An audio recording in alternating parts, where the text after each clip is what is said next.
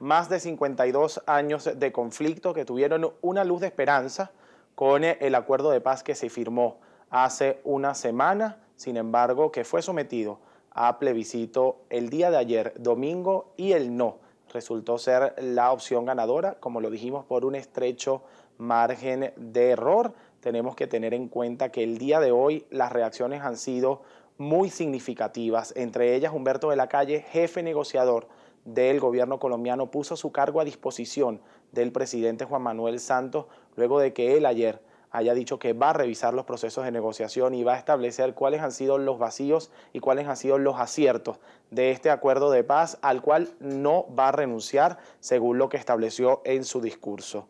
Pero para hablar de negociación, de acuerdos de paz, tenemos que tener a un experto en negociación en nuestro estudio. Él es Igor Cuoto. Bienvenido una vez más a tu programa, porque te hemos tenido en reiteradas ocasiones y cada vez que surge algún tema de negociación, pues la mejor forma de abordarlo es teniendo a Igor Cuoto en nuestro estudio. Bienvenido. Gracias nuevamente. Y aquí lo dijimos hace unos 3 o 4 años, cuando se hizo público las negociaciones entre las FARC y el gobierno colombiano. 2012. Si creíamos que iban a llegar a un acuerdo, y la respuesta de aquellos días fue claro que van a llegar a un acuerdo. Claro que van a llegar a un acuerdo porque las alternativas de no acuerdo de la guerrilla colombiana eran muy malas. Es decir, la alternativa de no negociación era continuar en el conflicto bélico. Y ya en el gobierno de Uribe ya estaban muy debilitadas. Uribe fue en esa confrontación bélica, fue muy fuerte, fue muy duro y bueno, estaban muy mermadas, ¿no? La parte esa bélica de la guerrilla, y les tocaba negociar. ¿Quién perdió ayer? Yo creo que perdió tal vez aquellos actores que quisieron imponer ciertas condiciones en la negociación que se consideraban para los terceros actores, que es la población colombiana, como injustos. ¿Y hubo un ganador? La paz. Tú dirás, ¿por qué? Porque se le está dando una nueva oportunidad a la paz. Ya la guerrilla colombiana, la FARC, los líderes colombianos de la FARC, no pueden regresar a la guerrilla, no pueden regresar a la confrontación bélica. No, se les dio un reconocimiento jurídico, además ya tienen personalidad jurídica. Perfecto, ¿no? pero pasaron no a la pueden beligerancia. pero claro. no pueden hacerlo. Ya no pueden. Además, por 10.000 razones, tanto de derecho como de facto. Además, no un pueden compromiso hacerlo. moral, ¿no? Y además, ¿quieres negociar? ¿Crees en la paz? Bueno, dale, ¿no? Tienes esa oportunidad. Claro. Tienes que ser consistente con lo que tú dijiste públicamente. Tienes que ser consistente con lo que tú declaraste al conocerse los resultados. ¿Cuántas veces le dijeron que no a Gandhi? Que por cierto ayer se celebró aniversario de su natalicio. Muy bien, ¿no? ¿cuántas veces le dijeron que no a la paz? Así es. ¿Cuántas veces le dijeron que no querían conversar? ¿Cuántas veces quisieron imponer sus condiciones? Y bueno, y tan sencillo como que, bueno, los gobiernos que estaban de turno no se las aceptaron. Y en este caso no fue un gobierno, sino fue una población. Y hay una cosa que hay que leer muy bien. Y si el resultado hubiese sido 50, hubiese sido al revés, hubiese sido legítimo también, que el 0.5%, que el 0.4%. Yo creo que aquí hay una cosa que hay que rescatar, que es muy importante. La paz no se puede construir porque una mayoría... Sí, a mitades. A mitad haya dicho que sí o que no. Yo creo que la lectura que hay que darle a este resultado es que la gente, el gobierno colombiano, tiene que buscar construir un consenso con las voces disidentes y con las voces que creían en este proceso, vincular a muchos más actores, porque la gran verdad es que hay muchos actores de la sociedad civil que fueron excluidos del proceso de negociación. El gran error tal vez de la negociación fue el hecho de excluir actores del contexto, excluir actores del entorno que podían influir no solamente en los resultados, sino algo muy importante, que era darle vida al acuerdo, porque aquí lo hemos dicho muchas veces. El problema no era llegar a un acuerdo. Claro. El problema es darle vida al acuerdo, y parte de la vida de ese acuerdo pasa por la sociedad civil y por las instituciones mismas. Pero aquí hay dos aspectos legales importantes. El primero, un gobierno que firma un acuerdo de paz, sobre todo en el marco internacional, tiene la obligación de cumplir un acuerdo. Pero un grupo que viene de la insurgencia a la beligerancia, que no le cuesta nada volver a sus raíces, que no le cuesta nada volver a su naturaleza, no tendría que tener un compromiso tal, porque no existe pues un tribunal que pueda juzgarlos de forma tan fehaciente como lo va a hacer al gobierno del presidente Juan Manuel Santos en este caso, ¿no? Pero existe otro aspecto legal. La Constitución colombiana establece que este tipo de acuerdos pueden ser considerados por efecto y el Ejecutivo Nacional puede aplicarlos. Bien, un acuerdo de paz. Claro. ¿Por qué lo sometió a votación? Bueno, para darle legitimidad. para darle legitimidad y por algo muy importante. ¿Tú te imaginas que aquí hubiese sido al revés el resultado, que la paz ese acuerdo de paz se hubiese aprobado por una diferencia de 100.000 votos, de 50.000 votos? Sí, en definitiva no era lo hubiese lógico. llegado, hubiese habido un cambio de gobierno y tal vez a un ala radical del no, y hubiesen dicho, escúchame, yo quiero revisar este acuerdo. Nueva guerrilla. Nace una nueva guerrilla. ¿Qué hubiese pasado? Yo creo que lo que hay que rescatar de todo esto es que hay que renegociarlo. Claro. Y hay que renegociarlo, involucrando más actores. ¿A cuáles actores? Bueno, en este momento no lo sabemos, creo que todavía está muy caliente, pero hay actores que Esa fue la falla, involucrar. esa fue la falla de las negociaciones, faltaron actores, porque la ciudadanía, la sociedad civil tenía participación, pero sí existen disidentes, sí existen organizaciones no gubernamentales, lo conversábamos hace un momento, que tuvieron una opción de decir que no y por supuesto la tenían bien sustentada. No participaron en las mesas de negociación, ese fue el error. Claro, no participaron directamente. Y hay una cosa muy importante, y aquí lo hemos dicho muchas veces, ¿sí? El tema no es si tú y yo nos ponemos de acuerdo, como contrapartes que somos. La pregunta que hay que hacerse es, tú y tus actores, tú y tu entorno, tú y tu contexto, y yo y mi entorno, yo y mi contexto, nos estamos poniendo de acuerdo. Es decir, yo y mi equipo negociador, yo y los actores que rodean esas terceras partes que me rodean a mí, estamos nosotros de acuerdo. Hay un consenso entre nosotros de cuál es la negociación y cuál es el acuerdo que queremos.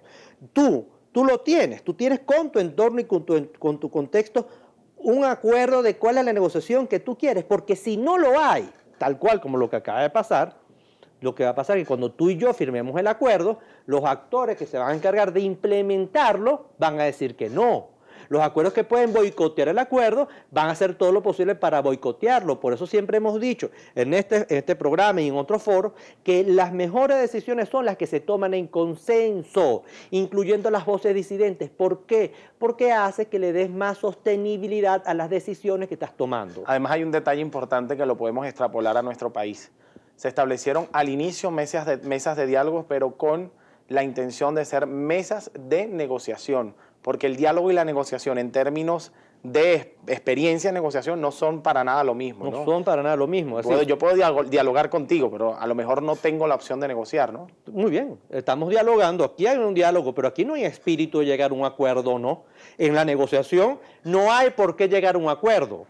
Es decir, estamos negociando a explorar si podemos llegar a un acuerdo, pero hay el ánimo de buscar generar acuerdos, de buscar y generar cooperación, ¿verdad? En área de buscar complementariedad. En el diálogo no, y aquí lo hemos dicho, aquí lo que hay que tener es negociación. En Venezuela lo que es negociación, no es diálogo. Diálogo lo vamos a tener todos los días, diálogo lo vamos a tener por Twitter, por todas las redes sociales, pero la negociación no. La negociación es algo mucho más complejo y mucho más complejo de abordarlo. Hay un tema también interesante sobre el plebiscito en Colombia. Este proceso que se vivió ayer, en el que el resultado fue el no, se dice que es una victoria para Juan Manuel Santos. ¿Qué opina Igor Cuoto sobre esto? Yo creo que esto no es un tema de ganadores, yo creo que eso es politizar la paz en esos términos de que hay un ganador, que fue Uribe, porque Uribe fue el que propuso el no, y entonces ahora, no, vale, yo creo que eso eso es como simplificar demasiado este proceso, es un proceso muy complejo, ¿no? Claro que Uribe hizo una fuerte propaganda por el no, pero tuvo una repercusión porque hubo mucha gente que no se sentía identificado con eso, pero es que hay otra lectura. La gente dice, bueno, es que hay una Colombia polarizada. Bueno, pero ¿cómo no hay una Colombia polarizada? La opción era sí o no. Claro. Es decir, la opción no era sí, no y más o menos. No, vale, era sí o no. Sí, pero la brecha fue corta. Es decir, existe realmente una polarización porque la brecha fue muy reducida y tenemos que tener en cuenta que lo mejor que pudo pasar ante una brecha tan corta era que ganara el no. Porque de ganar el sí con esa brecha tan mínima, pues un acuerdo de paz no se puede establecer con la mitad más uno. Claro. Necesitas una mayoría. Claro, para ser sostenible hay que buscar y sumar todo. Lo vimos Nelson Mandela fue un gran propulsor del diálogo y del consenso. Ahora, y además hay que hacerse una pregunta. Y ese 63% de la población que se abstuvo, que no votó, ¿cuál es la lectura que se le da? Claro. Es decir, hay que consultarle a esa gente también. Ustedes no votaron por la lluvia, no votaron porque no se sintieron identificados con uno o con otro, pero a ellos también hay que consultarlo. Es una parte de la población que aparentemente no se sintió representada por ninguno de los actores o por ninguno de los líderes, las tendencias de cada uno. Quizás eran esos los que decían que al acuerdo de paz hay que darle otra connotación, hay que reinventarlo y hay que incluir a quienes había que incluir, ¿no? Claro, y aquí hay algo muy importante, siempre lo hemos dicho en términos de negociación, la sensación o la percepción de que el acuerdo sea justo. Si los actores que están en la mesa de negociación, si una de las partes, estoy hablando de percepción, no estoy diciendo que sea o no sea, ojo, mucho cuidado, la percepción, si uno de los actores que está sentado en la mesa de negociación tiene la percepción de que el acuerdo que está llegando es injusto, aunque esté ganando mucho, tienes un gran problema, porque ese actor no lo va a aceptar. Y ese actor va a hacer todo lo posible para buscar apoyo para que no aprueben ese acuerdo. Claro. Y tal vez esto es lo que está pasando aquí, que el tema de la justicia, ¿no? Justicia transicional. El problema de la justicia transicional, claro, es que se vio como un abordaje injusto por todos los delitos atroces que ha cometido la guerrilla colombiana estos 52 años. Sí, pero habría que revisar bien también el acuerdo, ¿no? O sea, claro, tampoco se dijo que iba a quedar en impunidad el delito. Se estableció que algunos delitos iban a ser perdonados, que además es un principio del derecho. claro. ¿Sí? Pero también se estableció que iban a ser juzgados quienes tenían que ser juzgados y pues se iba a hacer una indemnización de las víctimas, que yo sé que no es suficiente para quienes perdieron un familiar, pero tampoco el acuerdo establece el perdón absoluto de los delitos. Claro, pero hay la percepción de injusticia. Yo no estoy diciendo, mira, lo acabo de decir, yo no estoy diciendo si es justo o injusto el acuerdo. No lo estoy diciendo. Hay que leerse a la profundidad, pero el tema es cómo la gente lo percibe. Y si hay una percepción de injusticia en este acuerdo de paz o en cualquier proceso de negociación en el cual la gente esté involucrada, la gente que nos esté viendo por estas cámaras, la gente no lo va a apoyar. Hablabas de un principio en el corte, sí, claro, sobre nada está acordado hasta que todo está acordado, claro, ¿no? Cuando el presidente Santos hizo público el proceso de negociación, él dijo que uno de los principios de negociación sobre los cuales se está negociando es un principio que incluso nosotros en la academia y en el programa de negociación de la Universidad de Harvard lo decimos que es un principio muy importante, que es que nada está acordado hasta que todo esté acordado. Así es. ¿Qué significa eso? Bueno, que hasta tanto tú y yo no tengamos un acuerdo en totalidad de todo y esté aprobado del todo, bueno, no hay parcialidades, no me puedes decir después, bueno, vamos, como aprobamos esto, pero esto no, entonces bueno, continuemos con esto, pero esto no. Aquí van a tener que reabrir un proceso de negociación y si reabre un proceso de negociación va a tener que ser bajo este principio de que nada está acordado hasta que todo esté acordado. ¿Hay que incluir a Uribe y a los actores del no en el proceso? Yo no sé si a Uribe como él, pero sí hay que incluir a otros actores. Ahora, ¿dónde lo va a incluir? Eso es algo muy importante. ¿Lo va a incluir en la mesa de negociación que se está dando en La Habana entre el gobierno y la guerrilla colombiana? Tal vez no, porque ellos no tienen por qué estar sentados allí. Pero lo que sí tiene que haber es una mesa paralela de negociación muy activa, muy participativa, donde no solamente esté el gobierno, sino también estén entonces todos los actores de la sociedad civil. No solamente para consultarles, sino para que formen parte de la estrategia de negociación, de los intereses que ellos sienten que no fueron representados en el acuerdo que se presentó y que en el plebiscito no fue aprobado, para ver cómo entonces se generan nuevas opciones donde esos intereses, bueno, se puedan satisfacer. ¿Qué le falta a Colombia para conciliar la paz? Más allá del aspecto de la negociación, que sabemos que es tu especialidad, según Igor Cuoto, ¿qué le falta a un acuerdo de negociación para que sea aprobado en Colombia? ¿Qué tiene que tener? ¿Cuál es el plus esencial? Yo creo que hay dos cosas. Yo creo que tiene que ser percibido como un acuerdo mucho más justo. Yo creo que el tema de la justicia transicional, yo creo que ese punto es un punto sumamente importante, el tema de la no impunidad. Que el pueblo siente que realmente no se están premiando a los líderes de la guerrilla colombiana. Es decir, que esto no es un premio. Perfecto, vas a pedir perdón, etcétera, pero tienes que realmente cumplir una pena, una condena por los delitos atroces que ellos cometieron. Es un punto principal para que la población colombiana, todos, absolutamente todos, o la gran mayoría, apruebe un acuerdo de paz. Y en segundo lugar, que la gente se sienta representada por eso que está allí. Y para que la gente se sienta representada por eso que está allí, incluso los disidentes, tienes que involucrarlos. Claro. ¿No? El cómo en este momento yo creo que es muy prematuro, ¿no? Hay 10.000 formas, pero lo que sí yo creo que el gobierno colombiano, y hablo del gobierno colombiano, no de la FARC, pero el gobierno colombiano y la sociedad civil que quiera realmente la paz en Colombia, una paz definitiva, bueno, tienen que subirse en el balcón, ver en el balcón, tener perspectiva de lo que está sucediendo, de lo que ha pasado, buscar los puntos en común y empezar a ser creativos para generar un nuevo acuerdo. Claro. Yo creo que eso es primordial y con mucha humildad.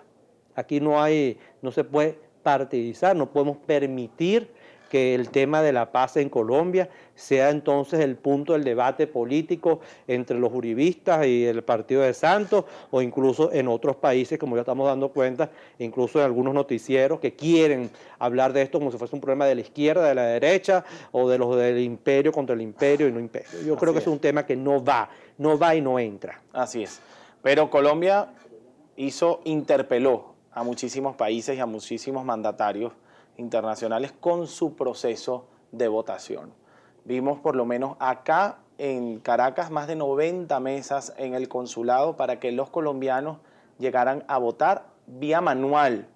Y a las 5 de la tarde se tenían al menos 4 boletines. Yo creo que esto es una gran lección para toda Latinoamérica, de lo que es un sistema electoral y de cuándo y la importancia de que cuando hay voluntad política de consultar al pueblo, esa voluntad política hace que las cosas pasen. El tema no es si es un sistema manual o computarizado. Este sistema, este plebiscito se dio porque hubo voluntad política que se diera, porque los colombianos, el gobierno colombiano, y como tú bien decías en la introducción de este programa, sin necesidad de consultárselo, porque el presidente Santos no necesitaba consultárselo, pero para buscar legitimidad decidió consultar al pueblo. Y nos dimos cuenta cómo entonces esa voluntad política de entender que había que consultar al pueblo para ver si se aceptaban los cambios que se estaban proponiendo o no, cómo pasó lo que pasó. Que salió bien, que salió mal, que salió a favor de uno y no a favor del otro. Bueno, esas son las cosas que pasan en la política. Y en la política a veces se gana y en la política a veces se pierde. Y acuérdate una cosa importante, el que se gana o que se pierde no depende solamente de lo que pase hoy en un resultado electoral, sino también de lo que tú haces con ese resultado electoral y la lectura y de lo que tú le des para poder entonces tomar acciones políticas que vaya entonces encaminada a la propuesta que tú quieres proponer, bueno, a tu población, en este caso el pueblo colombiano, como era el acuerdo de paz que se propuso. Sin duda alguna, este proceso trasciende, sin duda alguna no se queda en el resultado del plebiscito. No. Es un proceso que va a continuar, es un proceso que se va a seguir dialogando. Muchos dicen que ha sido el proceso más largo de guerrilla y de guerras en Latinoamérica. Además se dice el único vigente en Latinoamérica hoy en día, pero más allá de eso, yo creo que ya el proceso de violencia se ha superado de cierto modo, ¿no? Sí, y hay algo importante que hay que rescatar aquí. Nos hemos preguntado cuántos guerrilleros están dispuestos a no claudicar con las armas. ¿Cuántos guerrilleros? Porque acuérdate que la FARC se manejaba con el narcotráfico y la extorsión. Claro. Y eso es una forma de vida para muchos de ellos. La única forma de vida que muchos de ellos conocen. Y la gran pregunta que hay que hacerse, ¿Venezuela está preparada para saber qué es lo que hay que hacer y no hay que hacer con esos guerrilleros que no quieren entregar armas, que no conocen otra forma, que creen que el narcotráfico y la extorsión y el secuestro son las vías de subsistir y de mantener poder y todo esto? ¿Estamos preparados nosotros en Venezuela? ¿Están preparados en Ecuador también para lo propio? Que son los dos países, bueno, que tienen mayor movimiento fronterizo en Colombia. ¿Estamos estos dos países preparados para eso? Esa es la gran pregunta que incluso hay que hacerle al gobierno venezolano. Bueno, es importante de todos modos resaltar a los televidentes que el proceso evolucionó, que se han logrado grandes cosas, que haber sentado a un grupo beligerante, reconocerlo, estar sentados con ellos, aunque muchos digan que con los guerrilleros no se negocia, fue la opción que tuvo el presidente Juan Manuel Santos y eso hace que el proceso evolucione de cierto modo. Mira, y además que hay que rescatar algo. ¿Y cuál era la alternativa? Seguir en la confrontación de las armas, en la confrontación de un debate mejor dicho, un debate no, de una guerra estéril, porque no hay ni ganadores, ni vencidos, ni vencedores. Yo creo que hay que apoyar y hay que apostar a la paz. Para llegar a esa paz que se quiere en Colombia, se necesita el diálogo, se necesita la negociación, y a eso hay que apoyarlo. Y mientras más actores se sumen, mucho mejor para hacer mucho más sostenible la paz en Colombia. Todos queremos la paz en Colombia. Todos estamos claros de que si en Colombia se logra la paz, eso para el continente será un gran alivio. Estamos seguros que la paz en Colombia va a beneficiar mucho a ese país. Fundamental. Queremos que haya y que esa experiencia sirva de ejemplo a muchos otros países, incluso a Venezuela, donde las diferencias no son tan grandes, pero las queremos hacer notar, donde no estamos más afincados en las diferencias que en el país que queremos. Venezuela, como cualquier otro país latinoamericano, se construye con la sumatoria de todos, pero no con la sumatoria de todos aquellos que pensamos iguales, sino incluso con la sumatoria de todos aquellos que piensan distintos. Uribe y Santos tienen una visión distinta de cómo abordar o cómo acordar con las guerrillas. Pero con un mismo objetivo. Muy bien, que es la paz. Tienen que sentarse entonces los que apostaron por el sí y los que apostaron por el no, a ver cuáles son las visiones, a ver dónde son coincidentes, dónde no son coincidentes, buscar entonces entre ellos negociar, empezar a ser creativos, generar opciones, generar ideas, empezar a generar propuestas para entonces retomar y darle un reimpulso a este proceso de negociación. Bueno, Igor, definitivamente este tema no se cierra, como lo dijimos, trasciende, como lo dijimos, se va a extender. El proceso evolucionó y hay que aprovechar esa evolución, y creo que el gobierno del presidente Juan Manuel Santos ya lo tiene en cuenta, ya sabe que evolucionó el proceso, hay que darle su cuota de confianza al proceso de paz, al proceso de diálogo y al proceso de negociación, y por supuesto vendrán muchas ocasiones en las que se someta a votación un acuerdo de paz, en muchas ocasiones se le podrá decir que no, pero lo que habrá que hacer es cada vez que se le diga que no, revisar el proceso, revisar el acuerdo y entender cuáles son los vacíos para llenarlo y conciliar la paz que tanto queremos. Ya regresamos con Brújula Internacional. Muchas gracias, Igor. Gracias.